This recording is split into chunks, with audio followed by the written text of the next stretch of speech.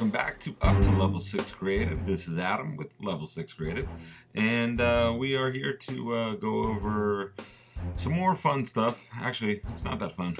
It looks like I've somehow become the guy that's telling all the boring things and getting hope not a reputation for making boring videos, but these are necessary things to know, and we'll get into more fun stuff as we move along. But I made about an hour-long video that touched the surface and really bored the hell out of a lot of people, but it just touched the surface of what the formats and resolutions and everything that if you want to be a photographer, cinematographer, or whatever it is that you would VFX artist, if you want to take the flying and vistas to another level besides just putting them on your television and looking at them, which is fine. There's nothing wrong with doing that. But if you're using it for filmmaking, or you want to, or you even for things like anything where you're going to be editing, essentially, you need to understand at least generally the formats. So I'll put a link to the format video that I used. It is the one where I kind of picked apart what Tom did.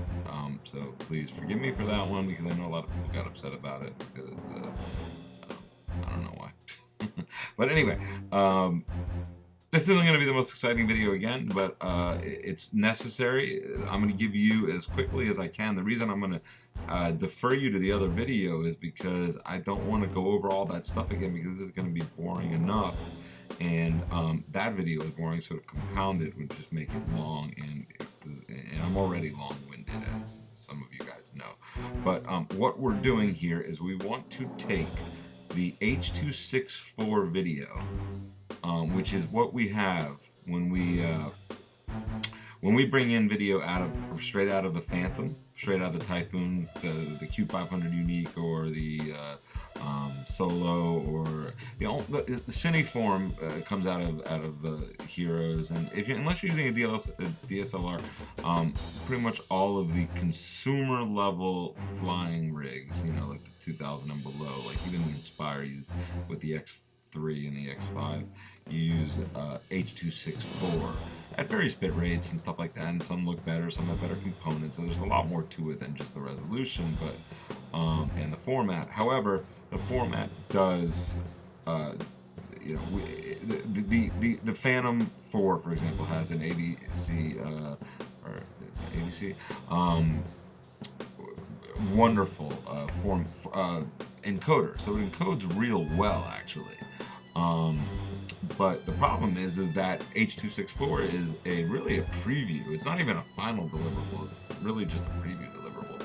So it is a prosumer, even a consumer level camera. Your iPhone camera is way better, put it that way. But it's not attached to your Phantom or Typhoon or whatever you're using, and you can't control it. So what we need to do if we're going to edit, there's something called generation loss, and we don't want that. Generation loss is like when we remember when we used to have VHSs and they sucked to begin with, and then if you took them and you made a copy of it, you would get what's called a generation loss. And then if you took that and you copied it, you get a second generation loss. That was with the VHS tapes. But then came digital, and digital was like, great, all we had to do is copy the ones and zeros. Unfortunately, you can't just do that because of the space constraints. We had to figure out things in order to make the files smaller but still look good. So the brains out there figured out these algorithms called codecs, compressor, decompressor. We compress a file, make it smaller, and then using a decompressor, we uncompress that. Like, in other words, I'm just making this up, we would take, if we had every third one, like here's a fake compression that I'm just making up right now. After every time there's 3 ones in a file, the fourth and then a 0, we'll remove the 0, and then we'll take that out. Now that will make the file considerably smaller, and then we know when we're uncompressing it or decompressing it to add a 0 back after there's 3 ones, and not as, you understand what I'm saying? Yeah, I just made that compression algorithm up, but it should give you an understanding as to how, why there are so many of them, because you can these brainiacs can use different formats and thoughts and ways to take the patterns and make them make the files smaller, and therefore and as file sizes get larger, so does storage. And at one point we thought that pretty soon we're going to have enough to store or whatever. But just like anything else, as we learn, as we're able to store more, we use that footage to add more cool things. Go up to 4K, add explosions, do all kinds of things. So so it's never ending. The more storage we couldn't even imagine the storage that we have now 20 years ago. Back, I remember the Commodore 64 had 64K of total memory, and this one has 128 gigabytes of total RAM. To give you an idea. Okay, let's get on track. So what is the point here? The point is we want the workflow in order to be able to edit our footage. If you want to put it, the best footage you're going to have is your master, h.264, which is what comes out of the Phantom, what comes out of the Typhoon, what comes out of the Q5, what comes out of all of those levels of the Inspire, unless you're using the X5R or something like that. It delivers h.264, and the reason it delivers h.264 is because it's small and it looks great. It's not lossless. That's why we get all those artifacts sometimes when we move real fast. There are codecs that are better for that, but it's a damn good codec. But it's not good for editing, and it's also not good for making further deliverables. If I take an h.264 file and I recompress it, like for YouTube, or make another h.264, I will get one generation loss.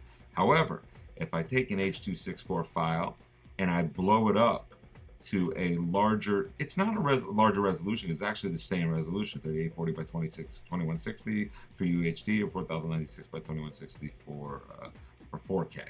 4K is wider and anamorphic. All discussed in that format video, which I really hope that you watch. It's even more boring than this video, but necessary. And then again, we can get to the fun stuff, but you must learn this stuff if you want to do it and have it look the best. So, and I see a lot of people, a lot of videos with people giving bad information. And I'm not saying that I know everything, but I do know some things, and some things are objective. And I'm not here telling you how to make your videos look better. This is right or wrong kind of stuff. 2 + 2 is 4. Barring quantum physics or any sort of philosophy about there being no facts in science and all that. So what do we do? How do we get our h.264 files to something that's usable? Well, I go to ProRes 422 almost always. If for some reason you can't and you have a problem and ProRes 422 isn't available to you, first of all, it's available to you if you've installed Final Cut or anything like that on your Mac. If you're using a PC, you might have to go to a different codec, but the general idea is the same. They do have ProRes available for PCs now, but you have to look on your own to figure out how to get that codec installed. Okay, so anyway, here I've got this footage right here, just something I shot while I was driving the other day down the, doesn't matter. So I was shooting this stuff, and here, this is an h.264, and you can see it plays real choppy like. It shouldn't play like that. It should play just as easy as when, we're with one stream of HD video, and the reason is because this file is h.264. Now, I'm going to show you first in Premiere how I would just do a straight export, just so you kind of get an understanding of what it is the different variables are. I'm not going to go over a ton of them, but you aren't going to do it this way. I'm going to teach you a way to do it in Adobe Media Encoder, which if you're using the Media Suite, the Adobe Media Suite, you'll have that. If not, you can use some other sort of, automated encoder. There's a million of them out there, but I'm going to just stick with this one because most people are using the Adobe Media Suite. So if I export media, I get this. I'm just going to go over a couple of the tabs real quick. Video tab is what we're mostly concerned with here because we have no audio, first of all. But effects is just for general stuff that we're not even going to go over, but it's for effects, general effects over the entire thing. As you output it, audio, you can choose Dolby Digital, MPEG, there's all kinds of, there's uncompressed there. But usually you want to pick the audio that you want because it's never a factor size-wise, because audio is tiny compared to video. However, just so you know, 48 is generally the broadcast quality. 48,000 hertz is broadcast quality, pretty much always the standard deliverable. 44.1 is CD, and 32,000 is less than 44.1. I've never used it. I don't think I've ever in my life. I don't even know what it is. So 48 and 44.1 bit rate, I would leave it high, at least 320. Well, I guess I don't have a choice. I would leave it at 320 again, simply because we don't have, now this is if you're coming out of Premiere. Now you might have audio that you've added to it. So, if you've added audio to it, then this does matter. We're not going to worry about talking about the multiplexer. Doesn't affect anything that we're talking about. The captions, just in general, is for closed captions and stuff like that. Don't really need to get into that. And then publish is for things like websites and Creative Cloud or whatever. But that's not what we're worrying about today, because we don't have audio. We have only video on our Out of the Bird. And today we're only talking about how to prepare to start editing. We're not going to do any editing today. We're just talking about the preparation.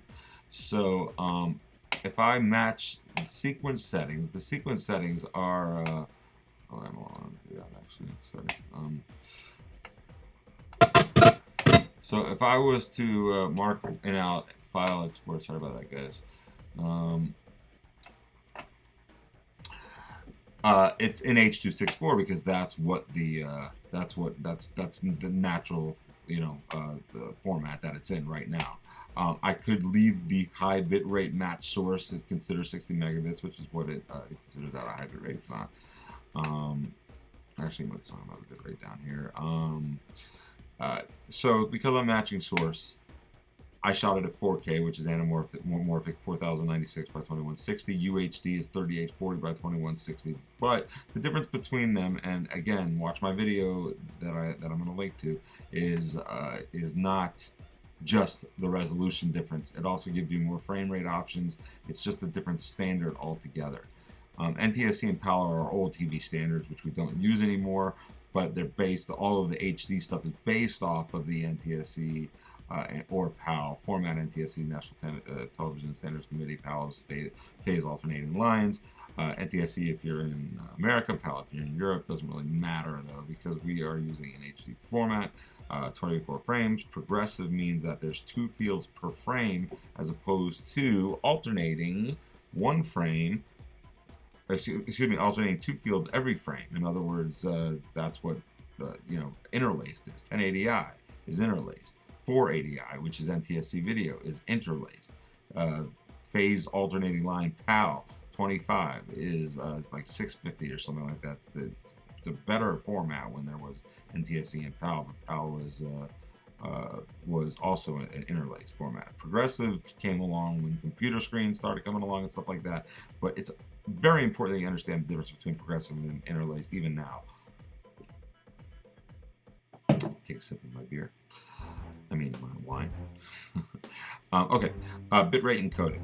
You have choices here. You can choose a VBR, which is a variable bitrate 1-pass, which is the worst one you can choose, or you can choose a VBR 2-pass. Now, this is a matter of time. Let's talk about if space was not a concern. We would want CBR, and we would want to crank it to the highest it could go. CBR is a constant bitrate, meaning this is our constant 300 megabits a second, which we only shoot at 60, so we don't need to go that high. But you could give yourself extra room. You can make it 100 if you want. You can do whatever you want, really. I would probably just leave it at about 70.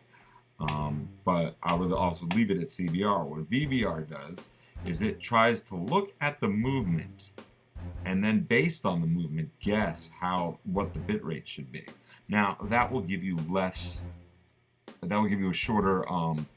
This is really important to understand, because most people even in the business, don't understand what CBR, VBR, and the differences, and why one is better than the other. Variable bit rate sounds like it's better because it's doing more. But the fact is that it's doing more to save you space. It's not going to make anything look better. Variable bit rate says, okay, right now we're moving a lot. We better kick up the bit rate. If we're static, not moving around a little bit, it will lower the bit rate. However, it's got to analyze the, that's why there's a 1 pass and a 2 pass. On the second pass, if you're going to do VBR, do a 2 pass, unless time is of the essence. But like I said, I suggest CBR. There will be people that will vehemently, unless space is an issue, will vehemently disagree with what I'm saying, but it's not wrong. CBR, constant bit rate. It's like forcing it to give you the best bit rate no matter what it sees. So if you don't have again a CBR at look at the estimated file size, because and this is at h.264. If I was to jack that up, that file size is going to go way up. Bring it down, it's going to go way down. So you can see that those type of things affect the file size. Okay. But we're not going to do h.264, so why am I sitting here showing you all this? What we want to do is we want to make it ProRes. That's what I want to do right now. You could do whatever you want. Now, I could put it in a QuickTime or an this is MP4, this is QuickTime. MP4, QuickTime. I'm going to use QuickTime, which makes it an MOV. The difference between these two is the same exact difference that you have on the Bird. MP4, QuickTime. Now, as I said in the other one, those are just containers. So if we put an h.264 or a WMV or anything inside of there, it's not going to change. In other words, it's a little confusing because they have an h.264 format listing, and then they have QuickTime, and then you can put an h.264 in that QuickTime. So it can seem a little confusing, and it takes years of just doing this stuff before you realize, okay, well, that shit's not that actually difficult. It's just goofy. And that's because there's so many things. So I'll pick QuickTime, and I actually already saved this because I was showing you before. Okay, and then I would hit match source. The source of file, the HTML file with this preset. Okay. Okay. The reason that is because I shouldn't have set that preset. The preset will override everything. What I meant to do is change the video codec. Now, animation is the largest file, but that's not the one we want to use. That's an old, like let's say I wanted to go to, if I wanted this to be if I wanted to go straight out to YouTube, I'd go to h.264, and then I'd use one of the Vimeo or YouTube. Here's a 4K preset, here's a 1080 preset, 720, here's some Vimeo presets. So, that's when I would select h.264. But what I want to do is I want to select ProRes. So I'll go to QuickTime, and then from, I have all of these different codecs, including, by the way, h.264. But what I want is ProRes 422. Now that number, what that means is color space. 444 is a pure color space. Means that it's got a complete open color space. But we want to use ProRes 422, because don't forget, we are not taking uncompressed footage here. We're taking h.264 footage, and we're putting it, think of it this way. Think of taking a glass that's about 3/4 full or half full even, and pouring it in a bigger glass so that you have more room. Better idea? Think of a glass that's completely full and putting it in a glass that will make it half full. So you have room to shake it around and add some VFX, add some whatever, and you add some color correction. And the color space is not going to be, here's that GoPro Cineform, by the way. And the color is not going to, it's not going to override it. It's not going to, I should say, mess it up. It's going to give you all that space. So that's why you want to make all of your video from the h.264 deliverable that they give us into ProRes, which is something we can work with at least, and then when we edit it back out to YouTube or h.264 or to ProRes or whatever it is we're doing, we only lose one generation. We will lose one generation here. Now, you're always going to lose a generation when you edit, but the generation we're going to lose is only going to be from going from h.264, uncompressing it to ProRes, and then recompressing it back to h.264. But the one generation loss visual to the layman, even to a pro, will usually be very negligible looking. I could tell you personally if it's been recompressed or that it doesn't look as good. If you showed me two videos side by side anyway, I'd be able to tell you which one looked better, but most people would not, and I might not even, frankly, depending on how good the original video was. And if it was color, and you know, and if the ProRes video is already color corrected and stuff like that, it might actually look way better. So I take it back. Now, if you look down here, when I picked ProRes, it changed it to this measly 720 by 480. The aspect ratio is now not a rectangular, or rather square, but some sort of rectangular, maybe even circular to dB. So you just hit match source. That's all you got to do, and then it automatically changes everything to. I don't know why it doesn't match source right away. To be honest with you, I never quite understood that in Premiere Pro. But okay, so now I have my my quality. I want you to just leave that at 100. Notice that the VBR and CBR are no longer here because it doesn't matter when it comes to h.264. Excuse me, the ProRes, because ProRes is not h.264, and h.264 does not have a ProRes does not have a variable bitrate. It's constant, and it does it in the form of quality. Okay, so we're going to leave everything as is, and then we would hit export. And then we would have this one file, this DJI 0003, whatever, we would have it now ProRes. Of course, doing that if we had, say, 20 files would be tedious, to say the least. So we will do it in Adobe Media Encoder. So how do we do that? That's pretty simple. By the way, you can do this in After Effects. You can set up multiple what's called batch renders in After Effects, but it's better to do it in Media Encoder because that's what Media Encoder was made for. So you know, it would be in your applications, Adobe Media Encoder. Open that bad boy up, open from before, and then you would pick the files that you want. So I will go to pick the assets that I want to create. Okay, I made this thing here for you guys. Okay, so let's say I had these 4 files, and I want all 4 of these to be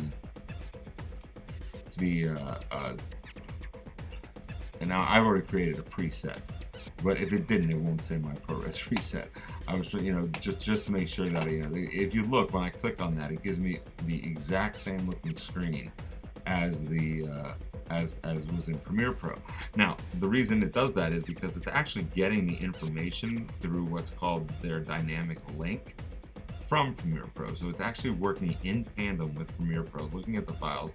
You can send sequences, clips, or whatever. You can, on another video, I'm actually going to show you guys how to use the dynamic link for doing things in After Effects and Speed Grade and Lightroom and stuff like that. But for now, before we do anything, we can't do those things until we get rid of the boring stuff first. Now, again, I've been an instructor at USC. I've been an instructor at Wholesale.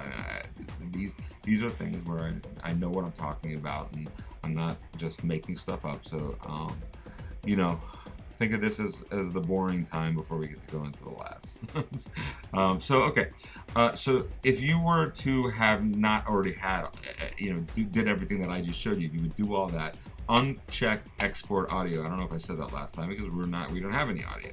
Unless you have audio. If you have audio, then leave it, you know, you can go in and once you've set it, you know, do whatever you want.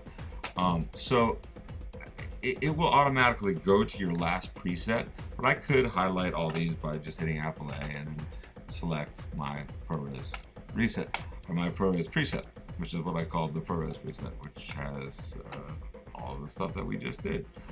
You know, I didn't see, actually this one was shot in UHD, not 4K, 38, 40, 21, 60. Oh wait, no, strike that, reverse it. Strike that, reverse it. Okay, it's late at night here, folks. Okay, so really that's it, guys. You know, so now what I would do if I was, well, first you set your location. And by the way, you always want to set your location for a different spot than your, I'll just for S's and giggles, I'll put it on my desktop so I can get rid of it. So yeah, you pick your spot that you want it to go, and you can do the same thing again by highlighting all. If you wanted to go to one spot, click where you want it to go, and they'll all go there. My suggestion is figure out what you want with the first one, and then drop the rest in, and it'll automatically set it to whatever that first one is. And you can make any changes to individually that you want, and then you hit play. And as you see in a second, it will start rendering the video. And when it's done, it's just making an output. It doesn't know what it's doing. It doesn't know why I want it to do it. It knows nothing other than, I'm doing something and I'm rendering it. But the purpose of it is to get a final product, which is going to be, excuse my desktop, which is a mess. This file right here, which is, if I hit apply, TAF right there. Oh, look at the data rate. I can drop that down. You see, so the data rate went from 60 to like 570, whatever. Oh yeah, there it is. Apple ProRes. 3840 2160. You're not going to see a difference. It's not like going to be like amazing all of a sudden, and the video is going to look all great. You're just, when later on you're going to have less less artifacts because of things from what's wrong with me today? You're gonna have less artifacts from the h.264, which are naturally embedded. Anything you already get, you can kind of fix maybe a little bit, but you're not going to get rid of artifacts. Here's a couple rules to keep in mind. Better to be a little bit low on the dark side than too bright, because you can't get rid, because you don't want to go black, obviously, because you can't add things you can't see, but you can't remove things that are too bright either. So you always want to shoot in D-Log, like most of you guys know, and then do the color correction. But if it's a choice between being over bright and underexposed, always go underexposed. That's my opinion for video, at least. I'm not a photographer, but I would say the same for photography as well. I'm a quasi photographer, and the reason is that as long as you have enough so that you can see the things, you can do whatever you want as far as white balancing and all that stuff is concerned. But you have more latitude and more room to do it inside of Premiere. Let me bring that piece of footage in that I just brought, or rather that I just created, so you can see the difference on how it plays. This is the one I just made, I believe. Yeah, 1:05 a.m. See how late it is. Okay, it's right here. I'm gonna create a new sequence for it, and watch the difference on how it plays. See how smooth that is? It's not really. I wish I would have done something more movement. But do you see before how it was stuttering?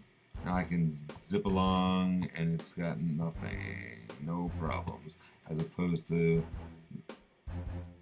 Oh shoot! Come on now.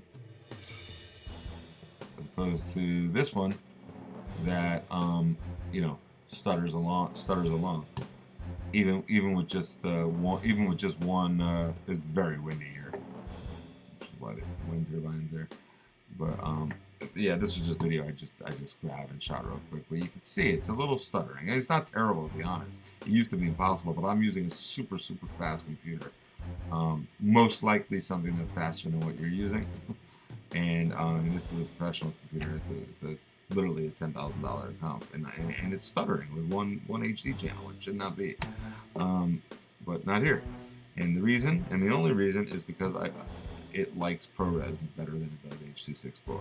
And so now I can do whatever I want to it, and it's not going to, even if I dropped an effect on it, even a blur.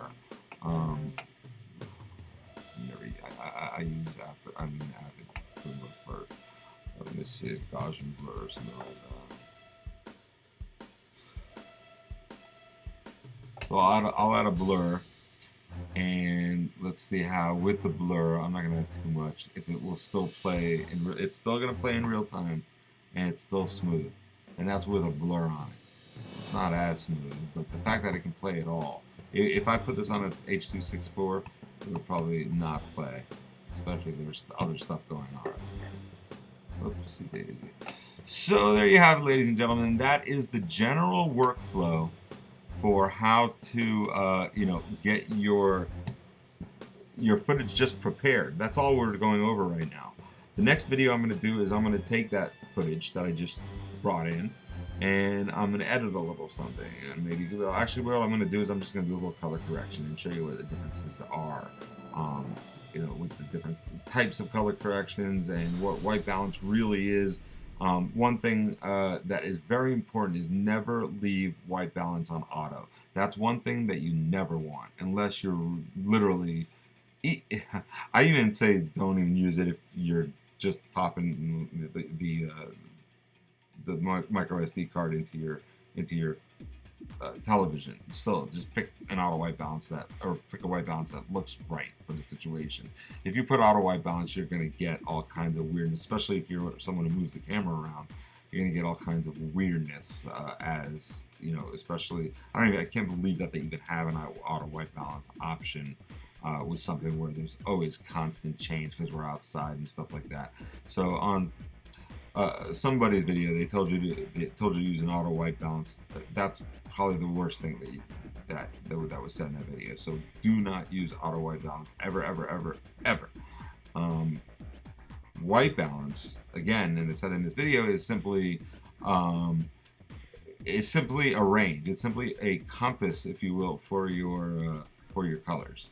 If you choose a white, you can re-white balance once you're inside. But if it's doing it on its own and changing all the time, then you'd have to keyframe it. It'd be a big pain in the butt.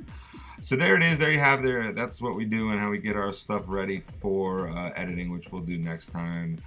Sorry that this was a little long-winded. And again, you got to stick with me, guys. If you stick with me, I promise you, we will get to... we'll get to the promised land, and we'll be able to. You'll be able to take over. Run away with it, and if you can learn this stuff, you'll be a pro. This is the stuff that'll make you a pro. No one's gonna say put these settings on and you'll be a pro.